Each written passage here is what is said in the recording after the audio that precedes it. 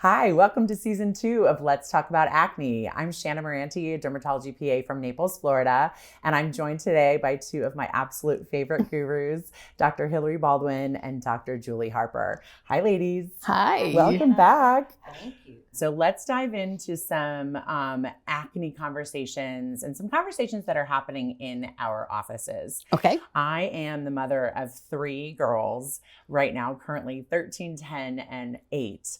And this generation, I feel like, is so much more savvy to skincare, going from the 8, 9, 10-year-olds all the way through the teenage years, than any other time that I remember in my 20 plus year career.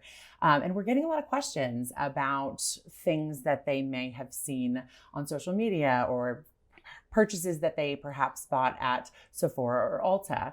So how do we, as the dermatology professionals, give them counseling on how to use these products, where to layer these products, and if they even need these products? I know that was a lot, so. It is. It is. Well, you know, I have 2 23-year-olds, and they're still doing that same thing, maybe 8, 9, 10 years later. And it drives me absolutely crazy because they buy all these things that they don't need. They spend a ton of money. And I end up saying, you do realize that your mother is a dermatologist, right? I have a drawer of samples. Why are you doing this sort of thing? But, you know, when the patients come in and they're on so many different medications, different products that they've purchased, what I want to do is have them stop all of it and just do what I tell them to do. But I find that you can't do that. You can't stop them from using all these things that they enjoy.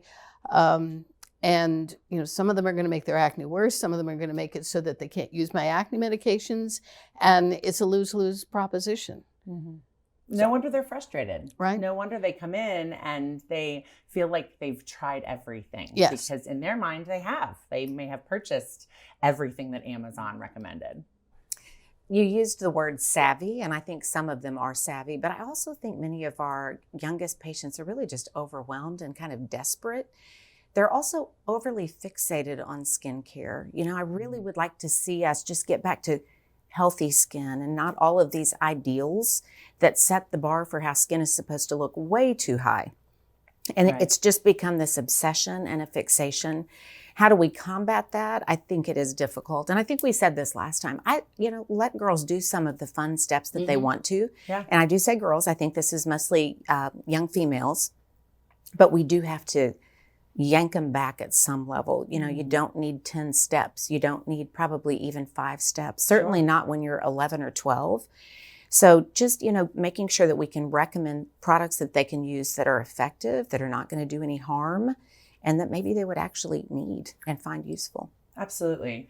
So there is this concept of the glass skin, and I hear that almost daily in my practice. And I think all patients really, truly want flawless skin. I think the cosmeceutical industry has done a great job, and now social media is doing a great job at reinforcing that everyone should have flawless skin. So the concept of the glassy skin, you know, I don't exactly know how to counsel them on how to achieve that. You know, I think I want to focus more on let's get the skin clear, you know, and then develop products that can help keep and maintain that clearance. Well, I think it's unattainable, especially during the teenage years. That's just not going to happen. And then you have a brief period of time perhaps in your 20s into your early 30s when maybe it's attainable. And then you hit 40 and it's all downhill from there. So nobody's going to really look glassy. And as you pointed out, it sets the bar way too high, especially for that poor girl whose acne is quite bad. And again, you know, anytime we talk even about glass skin, and I don't want to put my head in the sand and act like, you know, none of this is out there, but if we're not careful, what happens sometimes is the tail is wagging the dog again. So this ideal that's placed out there hasn't come from the dermatology world. This is not a goal that we have set. This is an unattainable goal that I think is out there to market products to people. For sure.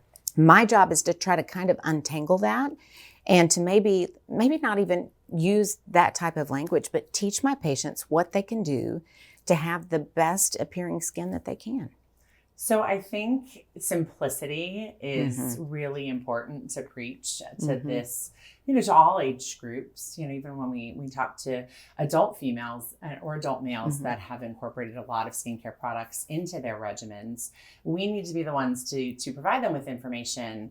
Maybe it's the first time they've heard that benzoyl peroxide doesn't play well with certain ingredients, and maybe letting them know some retinoids are not photostable and should not be used in the morning. And so educating them on not only the ingredients that we are prescribing, but then how to kind of simplify their regimen to make it an easier morning or an easier evening.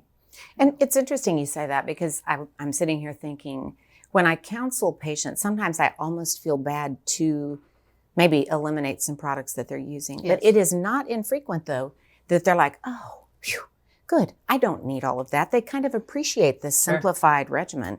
Once we get around to it. Yes, they do.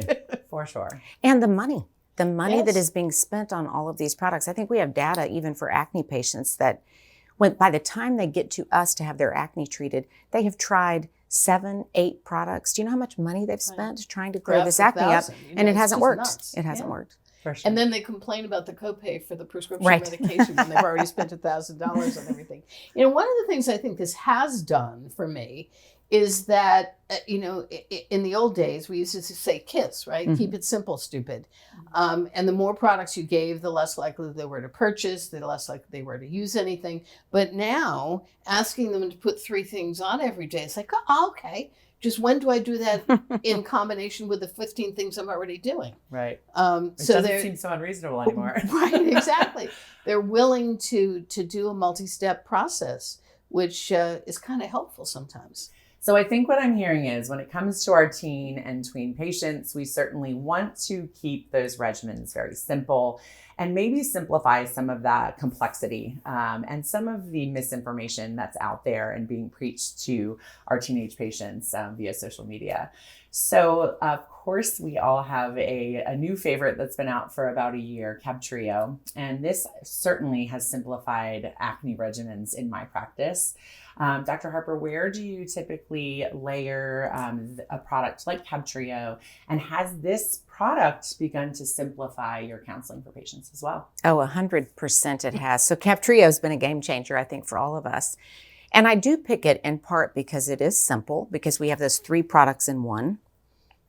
But the chief reason that I pick it is because it's so efficacious. That's number one. If I had this 3-in-1 product that did not give me numbers like 70% reduction of lesions at week 12 or 50% of people clear or almost clear at week 12, then I wouldn't pick it.